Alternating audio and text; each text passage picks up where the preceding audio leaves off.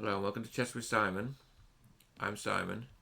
Okay, we're going to play a nice Blitz game. And we are going to play the Latvian Gambit if we're allowed. Even though we know it's unsound, we have so many good feelings about the Latvian that we want to play it. Oh, we've played the Latvian Gambit. Now, the right thing to do is to take on e5. Our opponent's not done that, so we're now going to defend e5. Our opponent's playing some kind of Gambit declined, which I think there are lots of ways to get an advantage against the Latvian. Take on e5 is the best.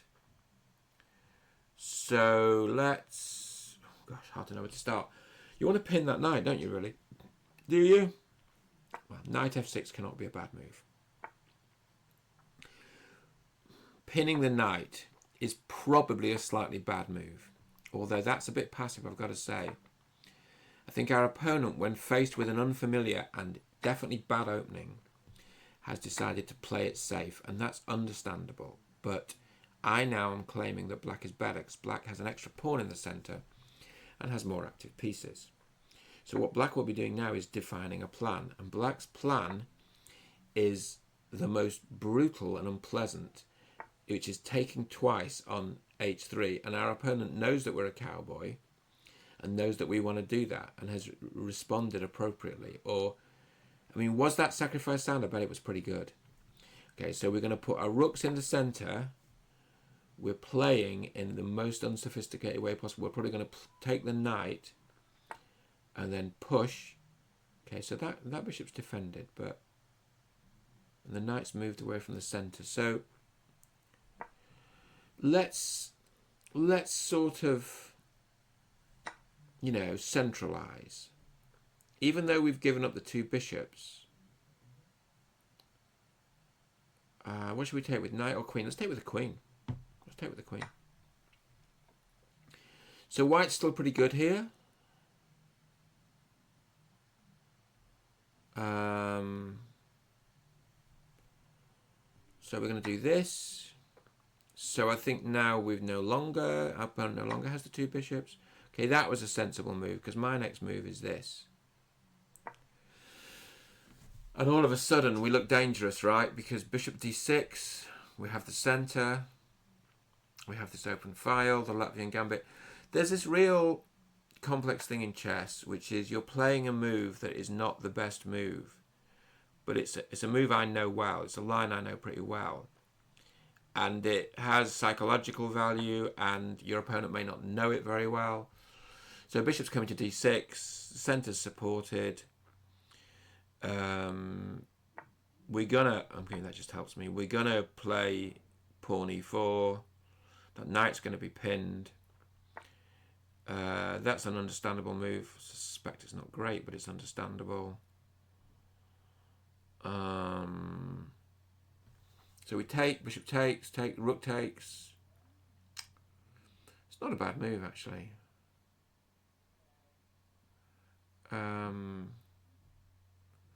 What about if we played pawn d4? Would that be a world of chaos? What about if we played...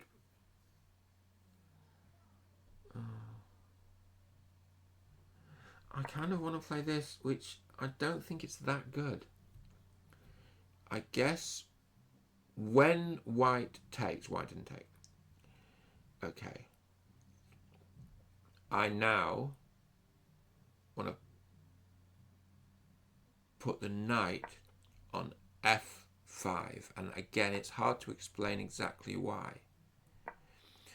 Because it's a great square for a knight. Okay, so our opponent's trying to swap queens, right? Gonna allow that? Let's see if we're gonna allow that. Fine, that's all right.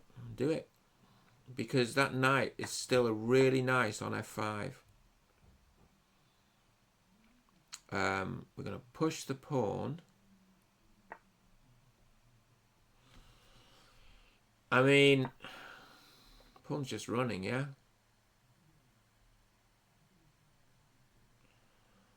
I don't know. I mean, I think that pawn looks really good, and white's development is problematic. So let's be aggressive. Push the pawn. Rook has to go behind it. I like it. I like it a lot. Because we're threatening stuff. I mean, we are threatening stuff now. The check on f3 is horrible.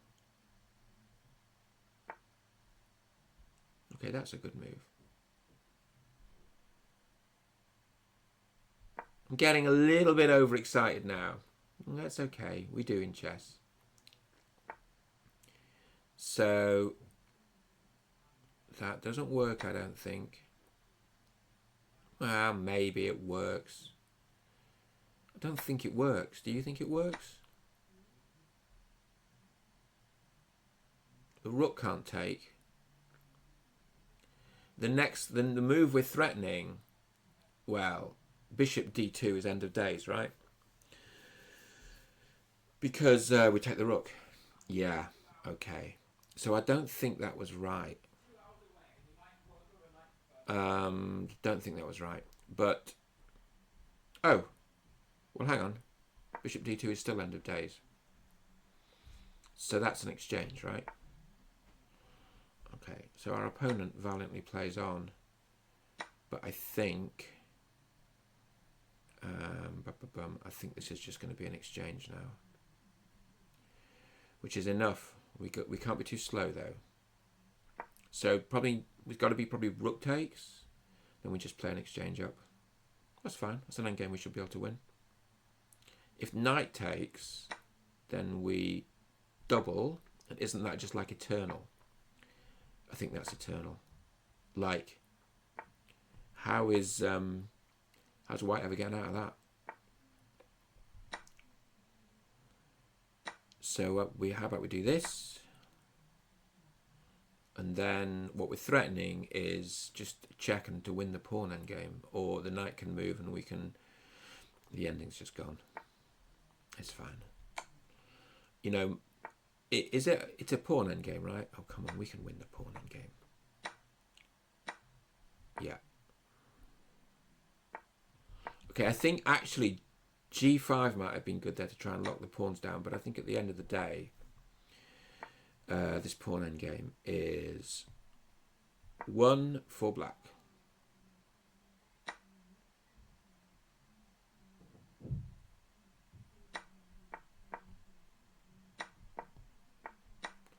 Be good to see on the computer. Just check it actually was 1 for black, but I think it's 1. It's 1 now. I think it was 1 then. Okay, that was just enormous fun. One of my favourite openings. I mean, modern computers have shown it to be unsound, but some of the lines in it are so beautiful. Okay, look at that. White is plus 1.57. Knight takes e5 is best. But it was nice. Why was it nice? Because we played in a principled way. We didn't worry about the queen swap. Oh, d5 was a better move. Yeah, I'm sure it was. That makes sense.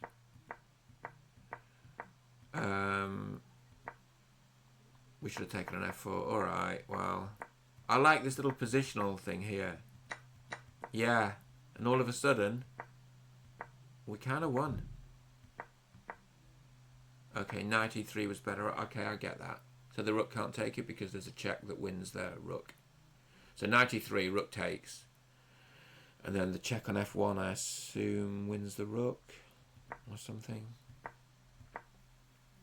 That's bad. You've got to play g6, have you? Okay. Yay! Yay! Eternal pin. So I rushed this a bit. You don't need to rush this.